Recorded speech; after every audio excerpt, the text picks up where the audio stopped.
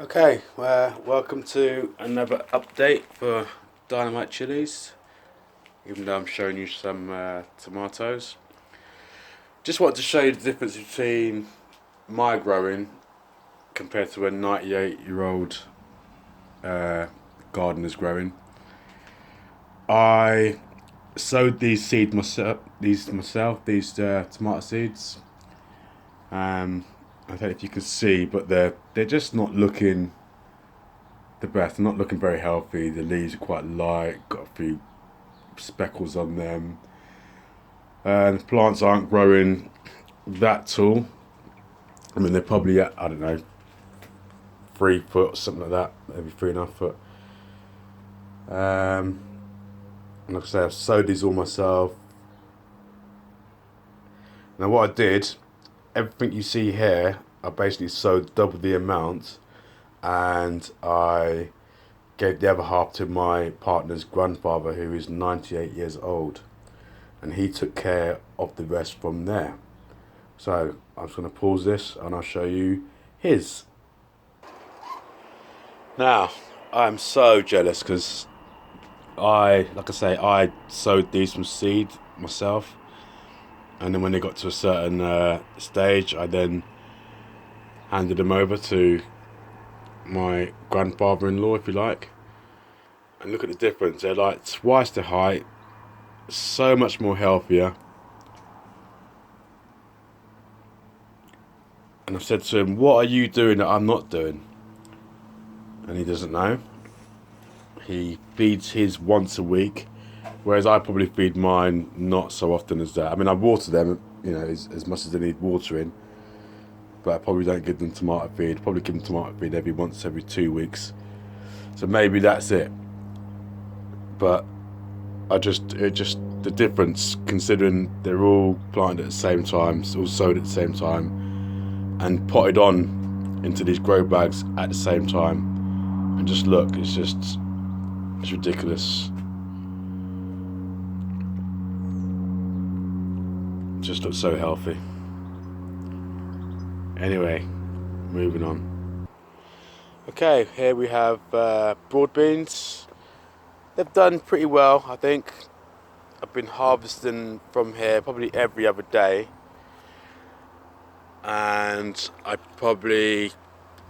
don't think they're going to flower anymore. But some of the ones I've harvested I've put in the freezer, and some have just cooked the same day. I've actually turned vegan, and I have been for about 3 weeks now. So this is all becoming useful. But the broad beans themselves, they've been pretty good. I'm quite happy with the yield from them, really. Could have done with more.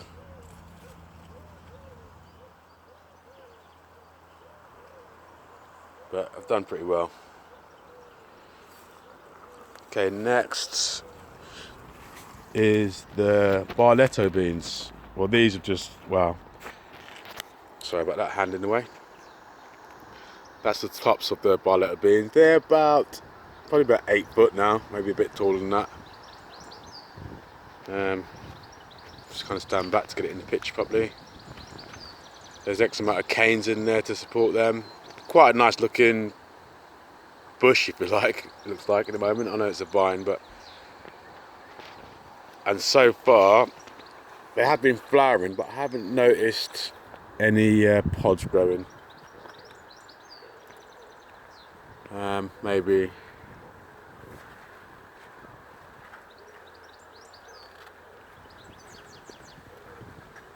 yeah, so no pods at the moment of any of these vines. Then beside them we have the dwarf beans. Now there's 2 different types of dwarf beans here. All I can tell you that one's growing green beans and the other one is purple. So, and I planted these about a month apart, and the ones on the right, you can't really see, but there's a bit of a mishmash in there. But anyway, the ones on the right hand side I think of slightly more healthier. which is the ones I planted later, a month later. But they're both flowering and they're both coming up with veg. So that's one of the green ones, and there's a few in there.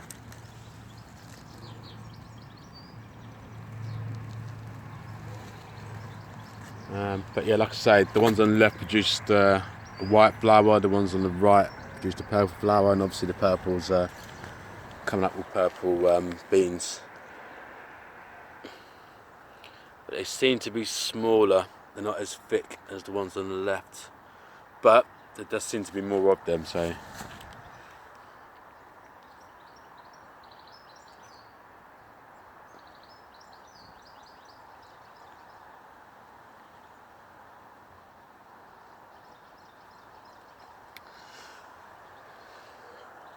Behind all of that we have Brussels sprouts, and I don't know if it's worth trying to actually get in there and film it because they've only just started to take shape now, the actual Brussels sprouts. I need to sort all this netting out because it's just all open. This is the top of the Brussels sprouts. I don't know if you can eat the leaves themselves, they look edible. And then I'll try and get in here.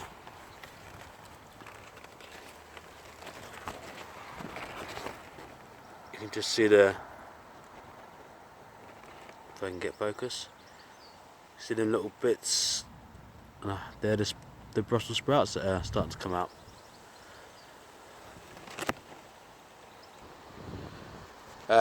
It's going to be hard to see these, but these are my sugar snap peas, and they are just absolutely tasty. I've been going at these every day, so they're few and far between at the moment. But they are very sweet, probably hence the name sugar snap. But I've been enjoying them thoroughly.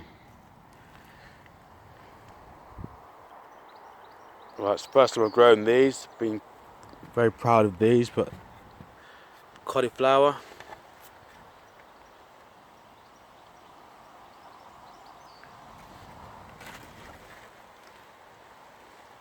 Some of these have got purple kind of bits on them. I don't know if that's the sun that's done that or what, but they may well need harvesting. Another one in here. And there's a bigger one further in somewhere. Oh.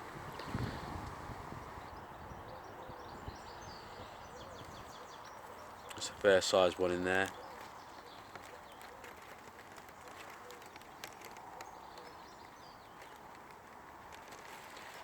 Something else that I'm quite proud of is, whoa, nearly fell in there, is my broccoli. Now yesterday or the day before I thought, oh, I better harvest them this weekend, some, but so far it's looking like I'm likely to harvest a lot because they're all quite big.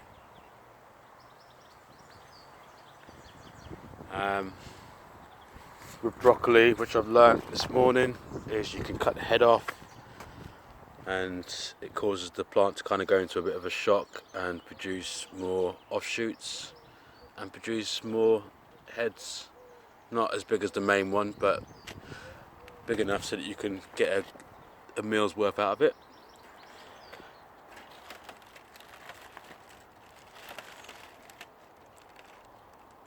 So I wanted to harvest these kind of individually, you know, one day, one the other day, but I might have to do a couple today because they're looking more than ready, and I shall hand them out to family.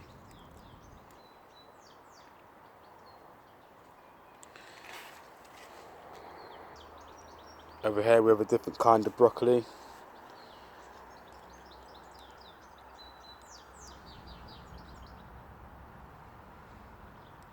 Again, these need harvesting.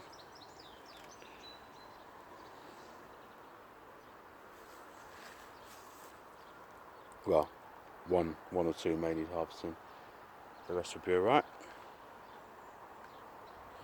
This bush here is mainly swede, but obviously that grows underground, so nothing really to see there. Got some onions growing over there. Them onions, about a month ago I thought they were failing, I thought they were going to be crap, but actually we've had a good bit of rain, and I think that's what they needed, and they're starting to grow. Courgettes, I've got, in my garden I've probably got about 6 or 7 plants. I've got 4 in a row here, which are producing more than we can cope with, and we've been giving them away, but it's like every day you come out here and it's like, oh my gosh, I need to pick another 2.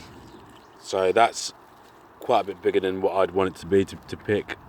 I think they're better when they're like half that size really, and they taste better. But like I say, before you know it, I'm sure I was out here just yesterday, day before, and they weren't nowhere near as big as that. They grow really, really fast. And there's a couple over there that, to me, probably a day's time they'll be ready to pick, but let's see what happens tomorrow. They'll probably double in size. Okay, just seen my, what they're called, runner beans. I haven't really paid too much attention to these, just let them do their thing. Again, they're about 8 foot tall. They look quite like the barlotto beans, but they're not as bushy. But these have, when you take a close look, have got beans on them. So again, that's a fair size. It probably can do with maybe harvesting real soon.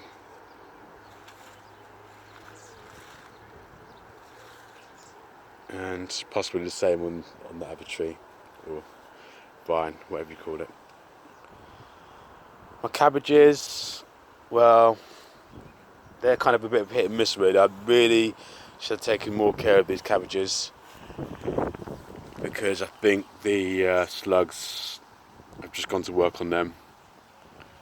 But as much as I'm not really too bothered, I guess they're a bit of a distraction from my other crop that I'm more worried about from the slugs. But it'd be nice if I could get something from these. I must have about 30, 40 cabbages. Really, I should be covering up with the micro netting, but I've got more things to be worrying about than my cabbages. But maybe next year I'll make more of an effort. Next to the cabbages is potatoes. If you've seen any of my other videos, I've always quoted on there that I've only grown potatoes seriously once in the last, say, 6 years.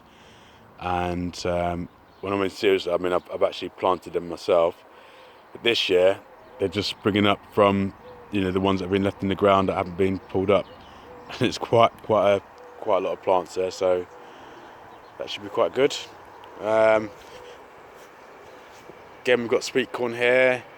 I think I've done 3 different stages of sweet corns. Sowed them at different times and planted them out at different times. And I'd say the best time for my part of the country is to plant them in June. Well, sorry, is to repot them outside in June. These ones at the back I'd put out, I think it was April, May time, and they just kind of like tried to mature too quickly, and they started to seed too quickly, and they didn't grow, you know, to a good height. But the ones that I did afterwards, as you can see, I planted these in June, and they're a lot taller. Haven't got any cobs on yet, but I've got good faith that these will be a much better yield.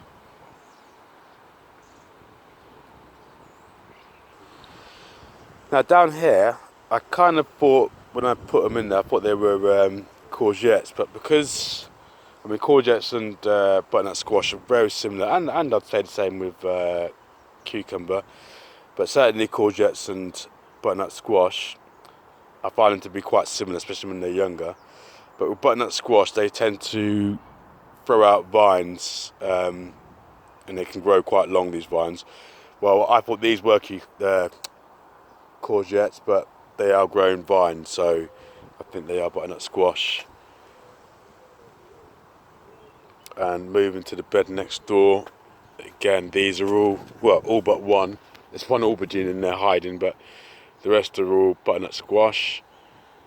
And again, if you look at my earlier videos, you'll see when I planted these, there was loads of space, and now it's just an umbrella of leaves, and within these leaves are lots of flowers. I don't know if it's worth actually trying to go inside to see the flowers, but as I skim over it, you'll see flowers appearing in various places. And next to them is my carrots, mostly carrots. Some purple carrots in there, as you can see the purple leaves. And I've harvested a couple of purple carrots, but they're just not really quite ready yet. But there are normal carrots in there that are ready. I haven't thinned them out. I think they'll be alright. I think I've got enough to not worry about having to thin them out. And then next to the carrots is parsnip. I haven't had any parsnips so far, but I shall soon enough. And then next to the carrots is beetroot, which is a little bit hard to see because needs a bit of weeding doing, but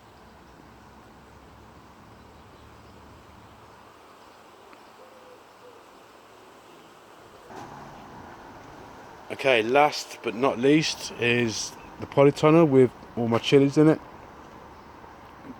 They're really starting to take shape now. Starting to bush out. I can kind of see that. I'm going to have to do a lot of moving about. I have to put some plants into my overspill greenhouses. I've recently installed a water tank, which I'm still working on at the moment.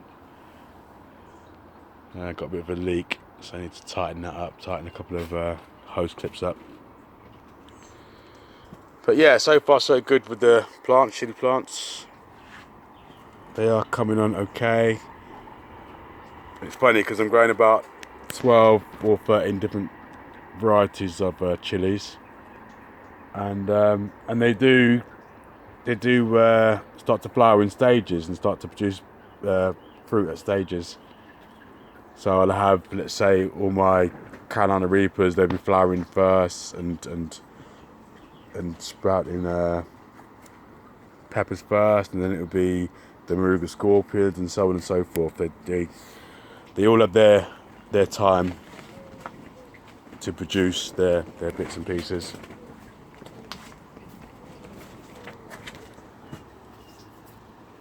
Which is quite nice, really. So it's all done in stages. So like I say, I got a bit of a leak here. When I left this yesterday, it was probably by this bar here, and I've lost that much water, which I've been collecting in buckets. But I'll have a bit of time today to tighten that up. I might even make this water butt go a bit higher because, well, I've got room to make it go higher, so why not? This is from last year. Got chili on there. I've actually had chilies off these plants already, especially ones from last year. They produced chilies quite early.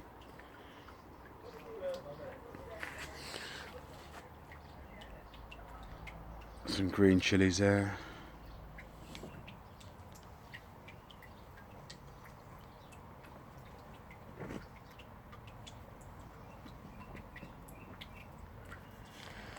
But yeah, going back to that water butt, I think I will take that off, drain all the water out, take it off, and make that stand higher.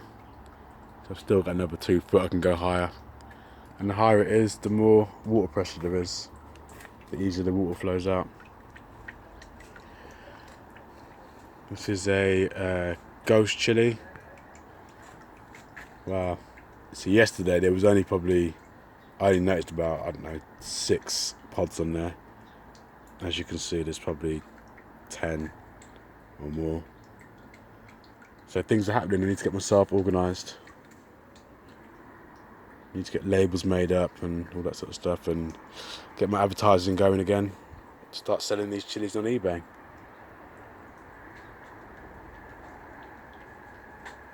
And when they are on eBay, they'll be the quickest way to find them is to type in Dynamitechillies, and you should see all my chilies that I got for sale. But you're talking a couple of months yet before I start advertising on eBay. Anyway, moving on to my grapes again. I was advised by my grandfather-in-law to cut the vines short, so it puts more energy into the grapes. I did that about a month ago. I can't say I've seen any difference in the grapes themselves.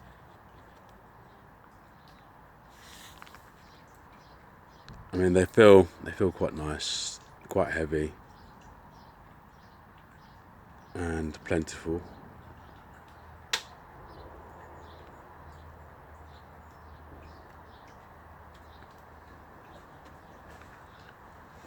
Plant doesn't seem to be stressing at all. Seems to be doing all right. And last year I bought this vine, well, 2 vines, and I only got 2 bunches of grapes of them each. This year I'm getting a lot more.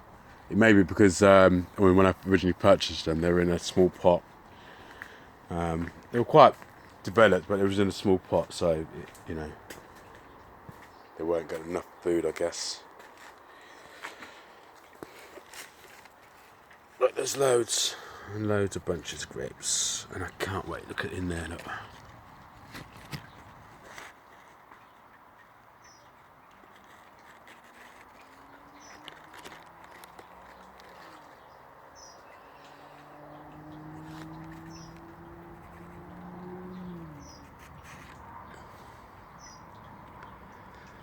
Okay, I think that's about it for the polytunnel.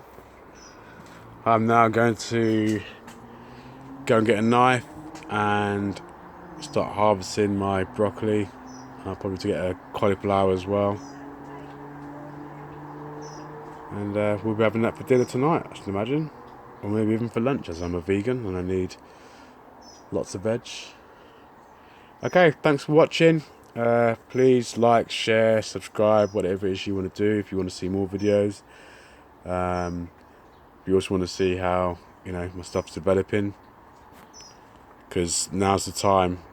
Things are happening really quickly. Big changes. Anyway, thanks for watching. See ya.